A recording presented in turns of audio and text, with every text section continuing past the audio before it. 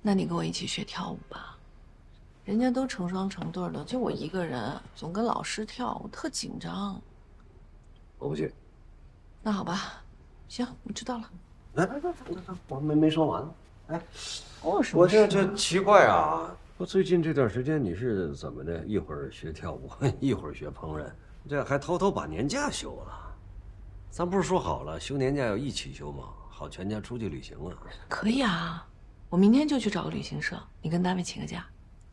你这想一出是一出，我现在哪有时间啊？你看，那就再等1个月，小耳朵刚好放寒假了，1个月时间总够吧1个月，我现在等这个尿检报告还没有呢，这都几点了，还等着呢，1个月。那还说什么呀？你忙。哎呀，你要拯救世界，行吧，那算了吧。别啊！怎么还有什么事儿啊？差点你把我给绕进去，怎么了？两头堵我呀！我没说我有没有时间，咱们讨论的是，你为什么偷偷的把年假给休了？突然学跳舞，突然学烹饪，哎，你哪来的这么大的热情啊？我跟你讲，你是个当母亲的，你得以身作则，做出表率来。你不能总这么偷偷摸摸的不务正业，你想干嘛？我怎么偷偷摸摸？我做的东西你没吃着啊？我就是不想像过去那样啊，你们饿了冷了来找我。我是什么？我是个保姆啊，我是台洗衣机。我就是想做点自己有兴趣的事儿，所以，我做面包啊，学烹饪啊，学跳舞啊，我没这个权利吗？你要是愿意跟我一起学跳舞，那我欢迎；你要不愿意学，那我也不逼你。你有时间咱们一起去旅游，你要没时间我带着小耳朵去，我也不强迫你，对吧？咱们谁也不绑架谁，这样不是很舒服吗？谁教你的这种家庭关系啊？还是你就是这么想的？我就这么想的。怎么了？你要是觉得，咱也可以调个歌啊。你管家里这些事儿，我出去打拼去，我去当女副市长，没准我干的也不差。我歪理邪说，你呀乖啊，你就听话，你就好好回去上班去。我呢，我去请假，咱们一家呀出去旅游啊，我保证一定把假请下来，今年一定成行，2年准行，好不好？啊2年，我信你个大头鬼！你说这一天到晚这没个头绪，哎呀，行，你快睡觉去吧。那我睡觉去了。哎，我跟你说啊，你早上醒来的时候，你别愣乎乎的盯着我看，吓我一跳，我脸上我以为长虫子呢。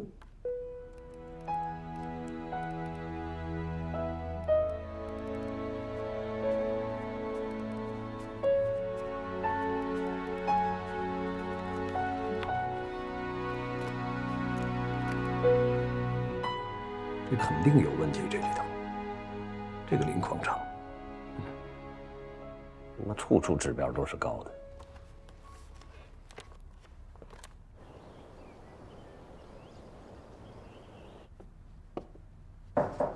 进来。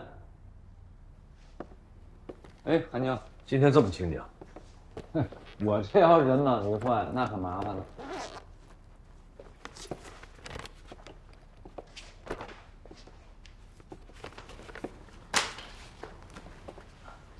你马上看，看完了咱们俩谈。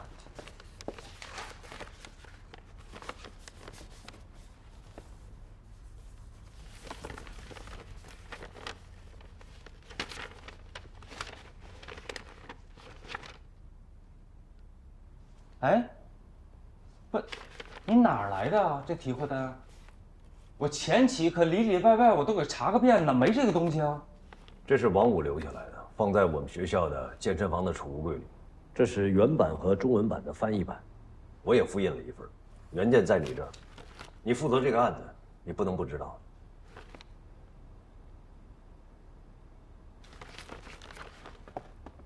哎呀，我满世界找你，说你在这，快坐。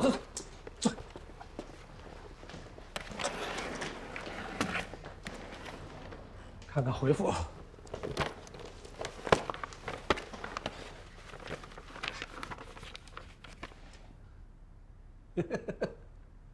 慌了吧？明显的慌了，里边好几处语病。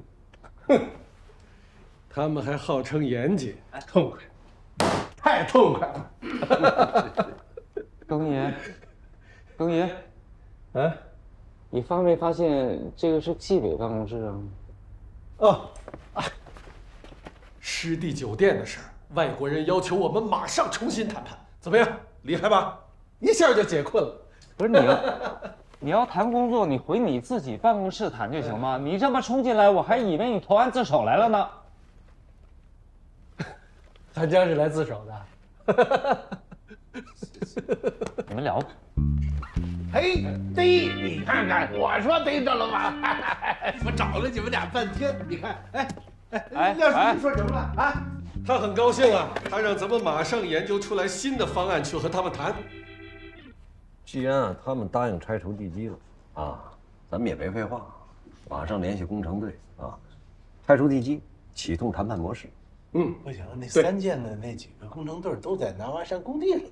哎，从别的市找一个嘛。现在天冷，空水期，他们既然有这个态度，咱们就顺杆上，别犹豫。对，廖书记说什么了？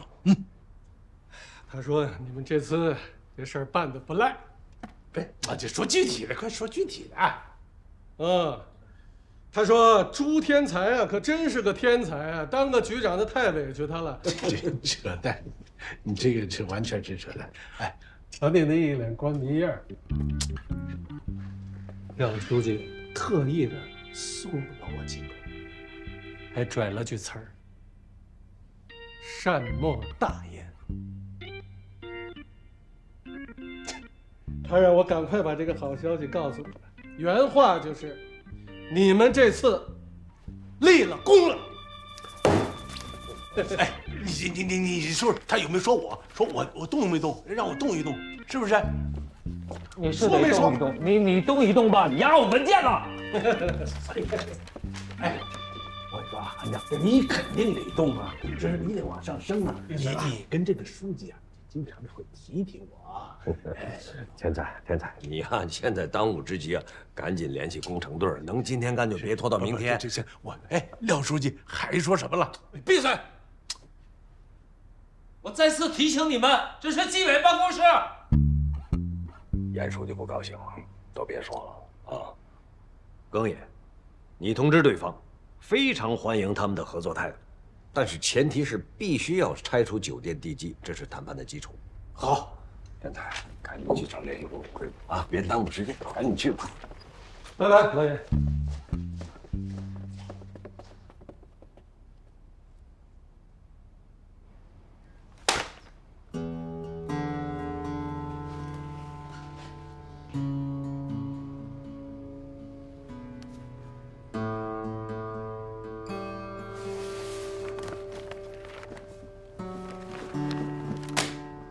这件事情已经不是我们2个能解决的了。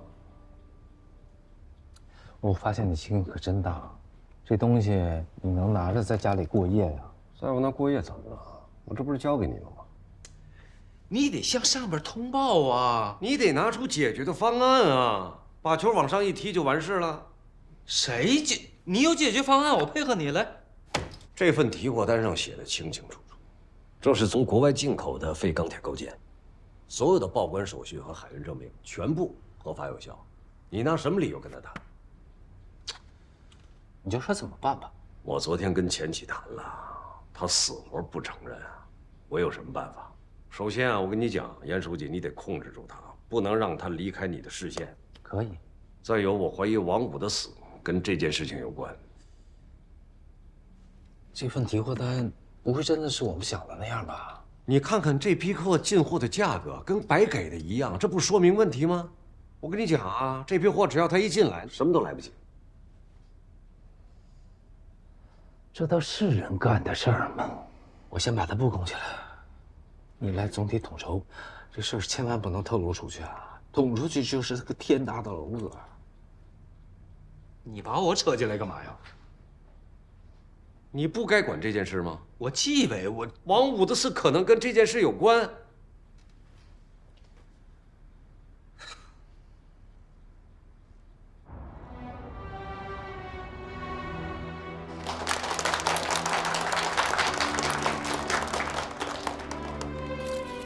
这次綦江湿地的重新开发，对于綦江市政府来说，是一堂生动的环保实践课程，让我们更加清楚地认识到，对生态文明的追求和热爱，是值得付出一切的。大自然赋予我们的东西，我们要学会100倍、1000倍的珍惜。同时，我们还要总结出生命与自然和谐的共生之道。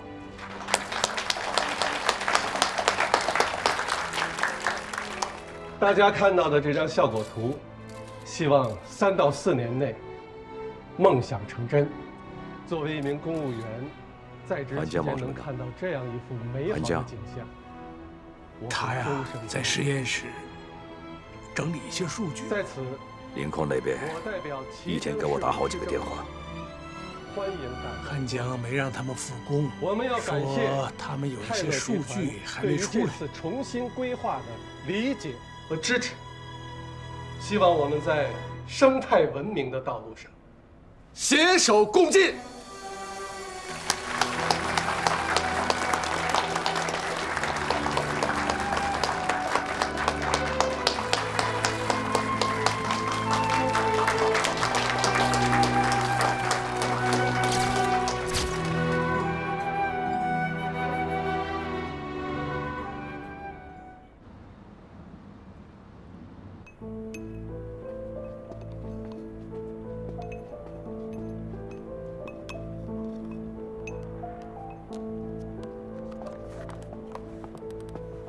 老师，你看这个温度是26，湿度是66.3，温度是26.5，湿度是50，日期是6月25日、6月26日、6月。有人找您。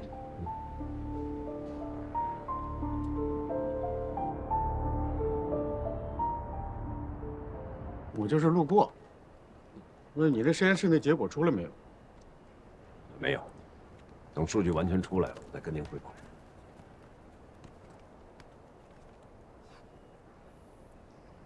哎呀，我其实就来找你的。我这根本我在这个办公室根本坐不住。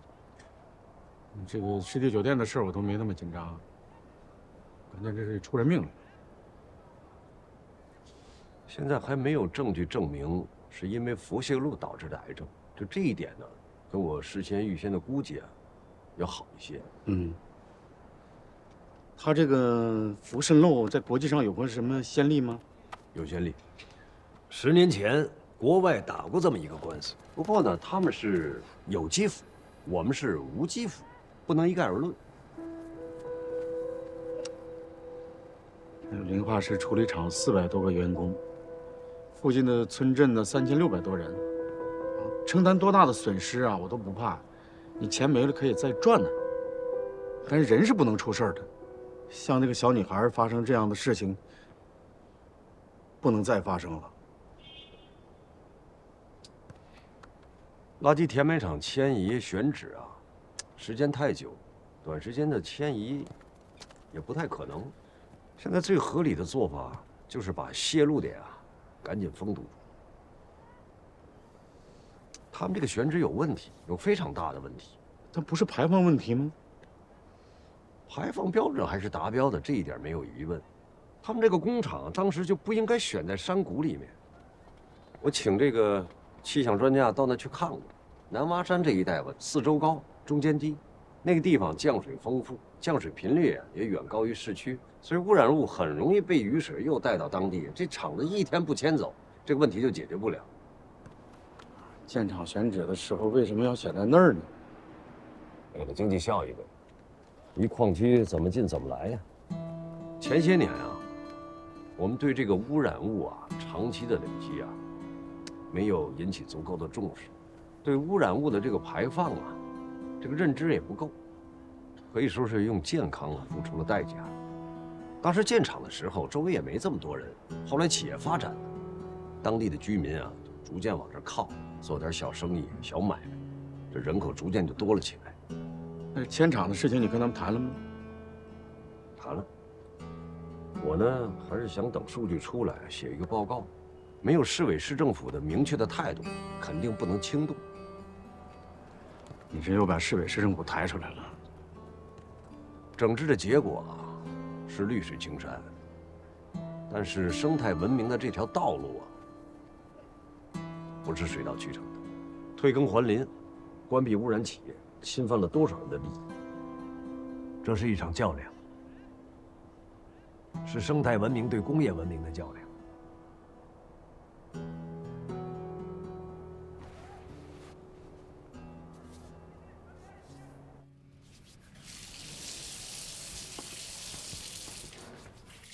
我但凡有一点办法，我也不会把你们给叫回来。没人了，实在是没人了。行，别说了，快去准备吧。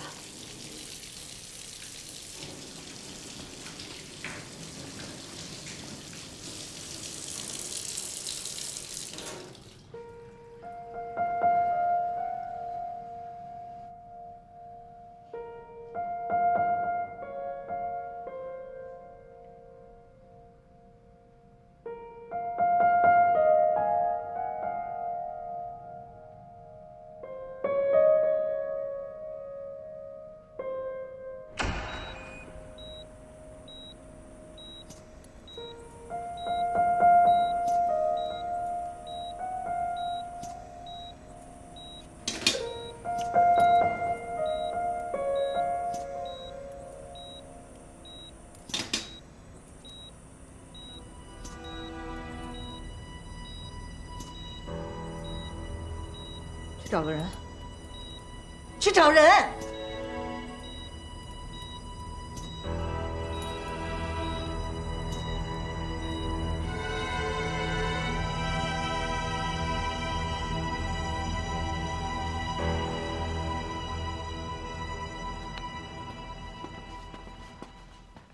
你得去查查。我查过了，查过了，你应该告诉我啊。今天出了事故怎么办啊？你让我临时去拉人，我得去隔壁手术室去拽人过来。这要出了点问题，谁能负责任啊？那是你们安排的，我都说了我不行了，我在休假。行，那你查过了，总得告诉我原因吧？我什么时候才能安排你的手术？你跟院里说别再安排我手术了。不是，为什么呀？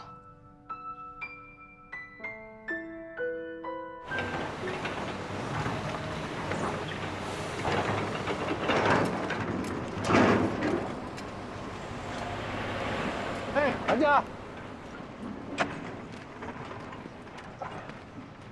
哎，刘家，哎，你那个你要不要照个照片啊？不是，廖书记说这件事儿啊得好好总结。你看自媒体都来人了，啊，咱们照一个。我给你换个工作服。没错。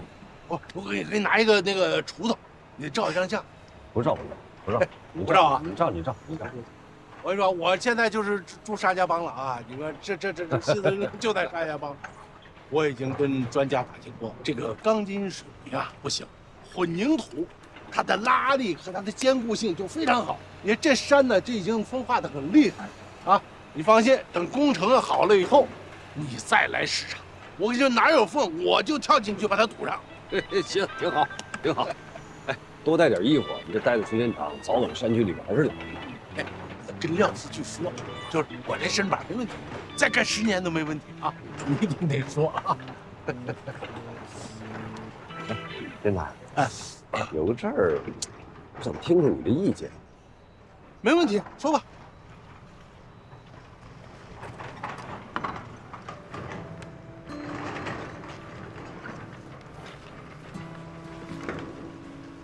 这事儿啊，有点棘手，你得保密。咱不相信老同志。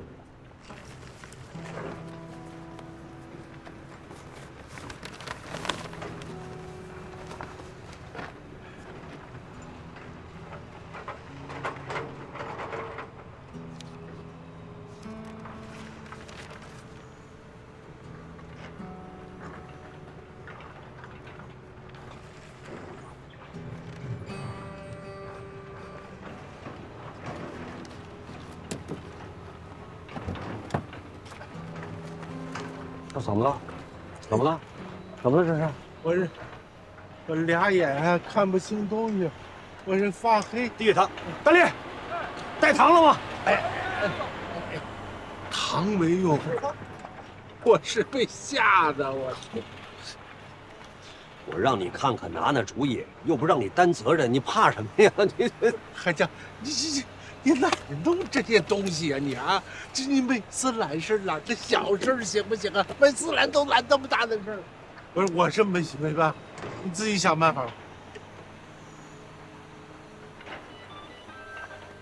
你收起来，收起来，赶紧。张市长，哎，孙娜，你俩干嘛呢？手忙脚乱的，在藏什么？没藏。副局长，上面还要采访一些工程标准的问题，我来喊您一声。不行啊！哎呀，迷糊了，什么也看不着。你谁呀？哪位呀你？这么严重啊？刚藏东西的时候不是挺利索的吗？低血糖呢。啊。低血糖。陈市长。哎。我们聊聊。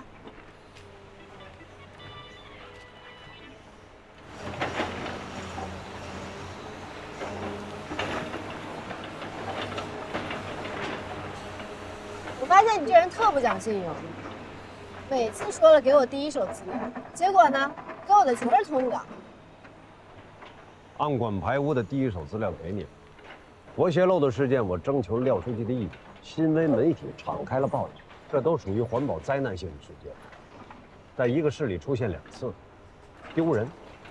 我听说你自己下去了，出来的时候差点被呛死。没那么夸张。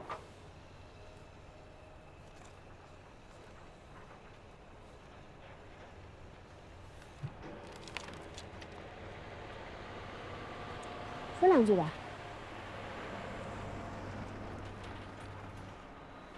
哎，我问你，高朱天才怀里抱着的那是什么呀？私人物品。不是吧？我看那东西是拿档案袋装的，是人做的。你俩见着我都慌里慌张成那样了，一直在藏，是什么机密吧？我不能看的那种。哪有机密？你别瞎猜。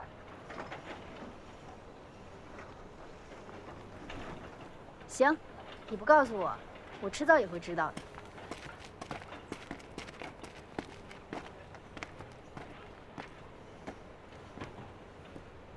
哎，说，你的事儿怎么办？你海事局有关系吗？不是，你真要他到案呢？我跟你说，他真要到了案，要不出天大的事儿，我姓你的姓。我跟你说，甭说那有的没的，你就说海事局你有没有认识人？有，我有一战友在那儿。说话管用吗？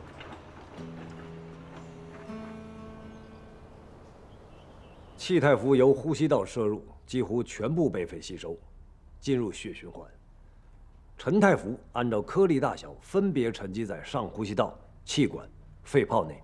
一般来说，成年人体内氟含量为2.57克。我们这次排查，4克以上的61人，最高到9.1克。通过 X 射线检查发现，骨质密度增加，关节韧带钙化，这是明显的汞中毒现象。另外，在附近村镇，我们抽样调查了鸡、鸭、鹅、牛、羊5种家畜，并且采集了附近大量的植物叶子和杂草，都发现了氟污染。家畜食用过后会引起关节肿大、骨质疏松，甚至是瘫卧不起。对家畜的危害性，我们还要进一步的评估。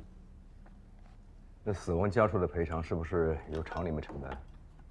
当然由厂里承担，这跟垃圾填埋场没有关系。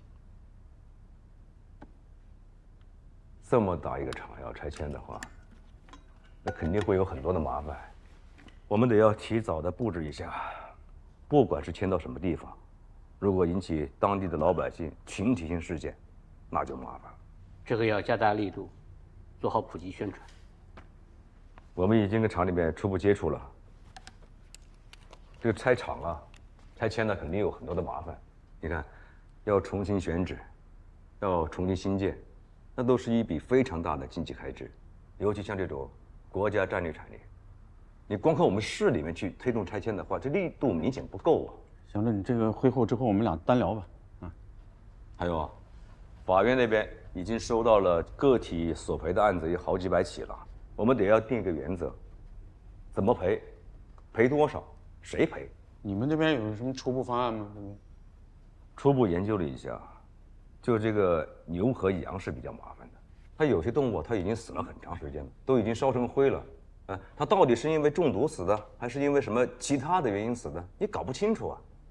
如果说按照韩江的说法，连绿色植物、树叶和草上面都有污染的话，那这个赔付的面就太宽了。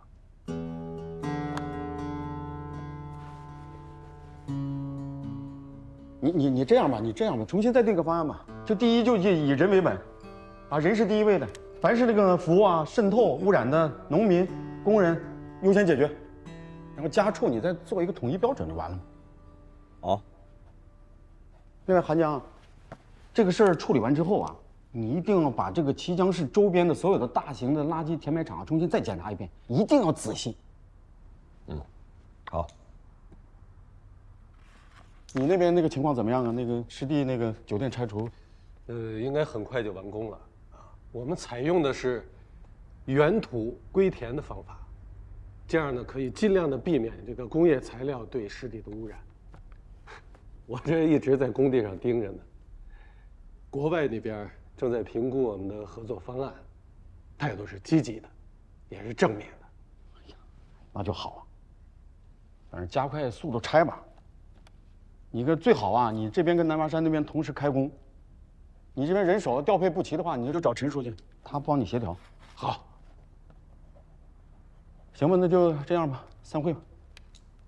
然后那韩江留下。啊，我跟韩江有点事儿。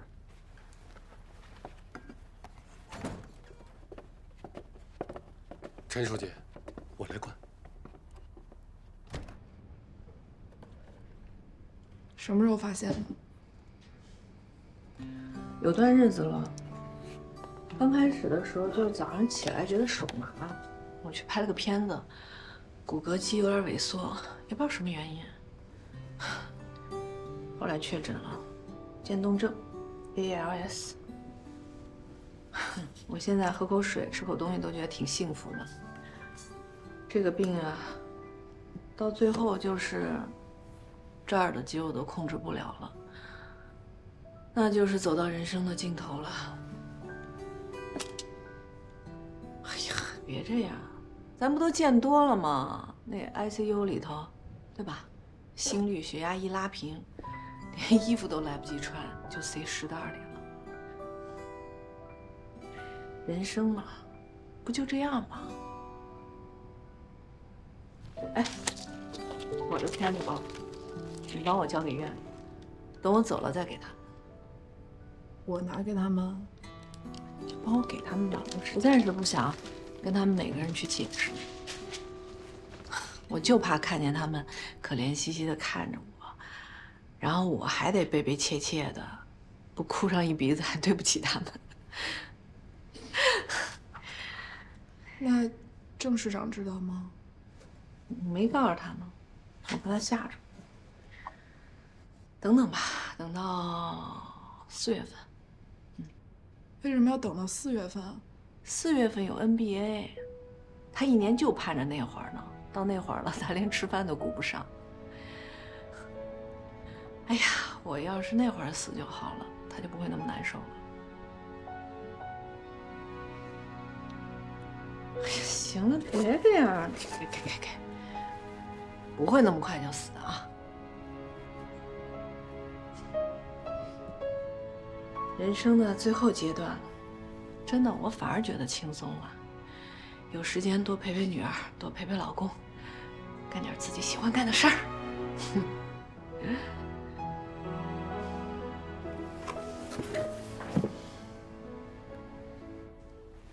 来吧，你说说吧，你这电话打得那么急，我都快不敢见你了都。我在您这儿都快变成乌鸦了。什么事儿啊？啊，这么急啊？比南洼山跟那个湿地酒店的还急啊？这个是我从王五那儿找到的。哦，他方前期从国外进口废钢材的一些个货单，最后一页是我摘抄的，您简单看一下就明白。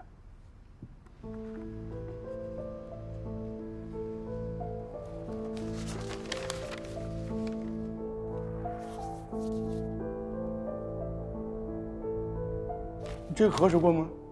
跟您汇报之前，我做了很多核实工作。这批货呀，来自于国外的海岛，总共是1127吨。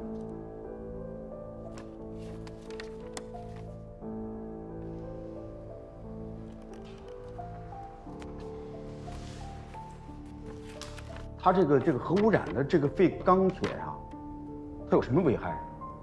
现在还没有具体数据，但是海岛核泄漏的辐射源是铯137，超过国家标准200%，极度危险。王母把这么重要的东西藏在了健身房的衣柜里，可见他的心理状况非常复杂。他很清楚这件事情的危害程度有多高，这是他一个人承担不起的。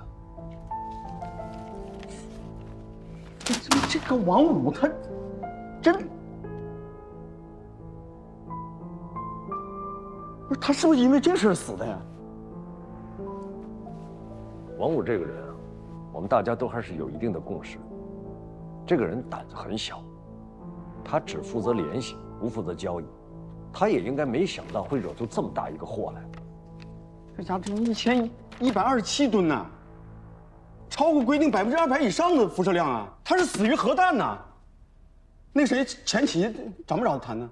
谈了。怎么说的？他不承认。他说这批货是核辐射之前进的，关键我们也无法证实啊。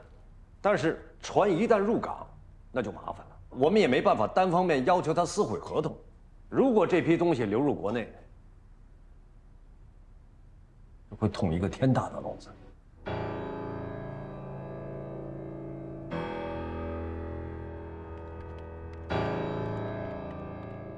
那海岛本身就是重工业区，进口点废钢材，不损坏国格吧？因为你们害怕，让我把那些货物退回去，那不合适啊。谁给你证明是辐射之前的呀？有法律效用吗？你发货地点在哪儿啊？不还是那个海岛吗？有货单，你们可以看看。我就发现你是个滚刀肉，是吧？啊，你进货这个价格，它就是证据，你能听懂人话吗？那价格低，那也不是我的错。那这样啊，咱不聊商业上的事了，咱谈谈王五。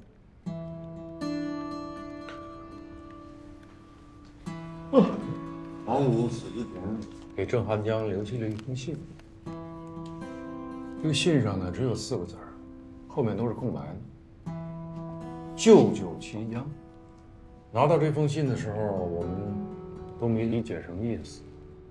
幸好他在健身房留下了一份货单。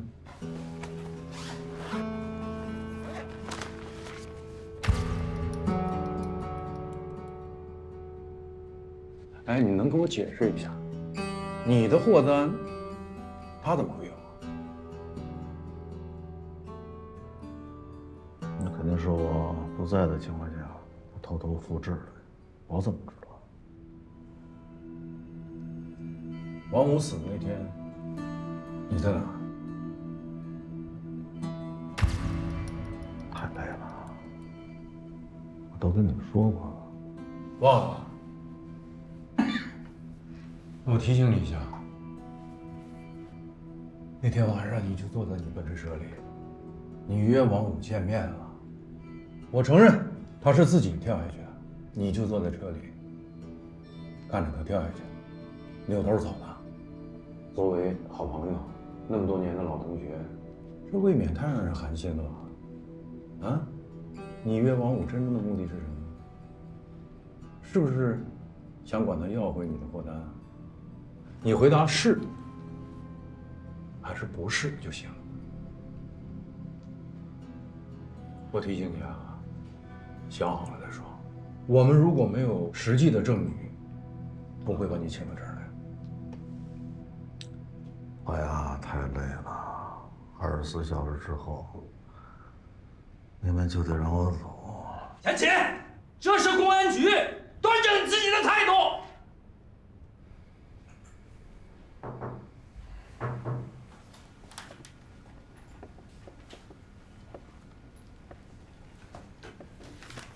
休息一会儿，咱们都出去吧。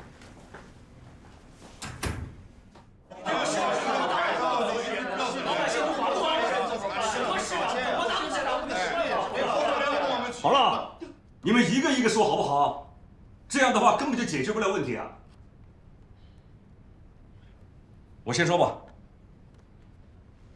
我今天是受廖书记的委托啊，来参加这个协调会。我先说一下我的态度。我们今天呢，先确定几个大的原则性的问题。第一，不是要不要签，该不该签，而是必须签，怎么签，往哪签。企业常年在这里生产，污染物的累积已经远远的超出了环境的容量，给周围老百姓的生活造成了很严重的影响。第二，这个损失肯定是有的，市政府呢承担一部分，你们自己啊承担一部分。第三，由市政府牵头，我们成立一个选址小组，派水文、气象、环境3个方面的专家，还有你们厂里的工程师啊，我们一起来选地方。我和廖书记啊居中协调。如果你们还选在齐江市，我们欢迎，我们也会尽最大的能力来协助你们。如果没有选择齐江市，我们向省里面汇报，请省里面协调。所以不要说那些没用的，好不好啊？李市长，我们厂呢，每年给市里的财政贡献也是很大的啊。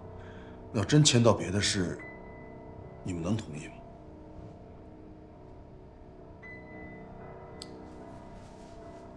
你这个话，要是前几年问我，我可能会犹豫。但是现在，没什么好商量的。暗管排污事件，死了一个小女孩，市委市政府2套班子，所有的干部集体参加葬礼。你们应该知道，这意味着什么？我们绝对不会容忍再出现一次这样的事故。不管损失多少钱，人是最大的财富。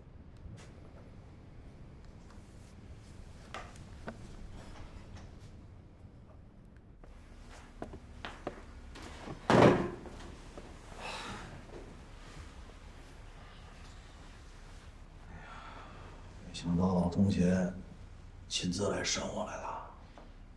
你赶紧把问题说清楚吧。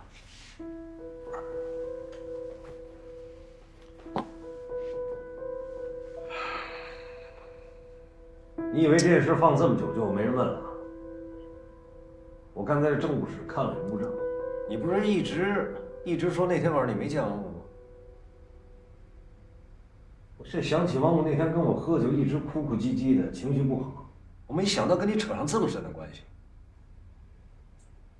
你不是说那天王母你没见着她吗？公安局在监控里看到她上你的车，你说你怎么解释？哎，我就想问你为什么？你为什么这么对她？这么多年她一直在帮你。